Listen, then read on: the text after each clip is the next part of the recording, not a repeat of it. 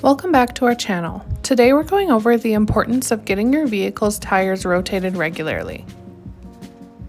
Have you ever noticed that your tires wear out unevenly? One of the reasons for uneven tire wear is lack of rotation. Tire rotation is the process of moving the tires to different positions on your vehicle to ensure even wear and extend the life of your tires. Worn-out tires are not only costly to replace, but they also pose a safety risk. Worn-out tires reduce traction and increase the braking distance, making it difficult to steer and stop your vehicle on wet or slippery roads.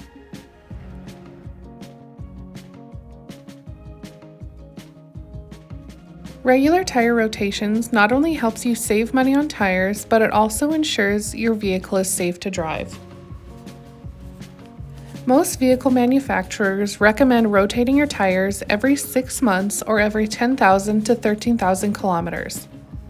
But it's always best to check your owner's manual for the appropriate rotation pattern for your specific make and model. So if you want to ensure that your tires last longer, your vehicle is safer to drive, and you save money, make sure to get your tires rotated regularly. Thanks for watching, and don't forget to like, share, and subscribe for more useful tips on car maintenance and repairs.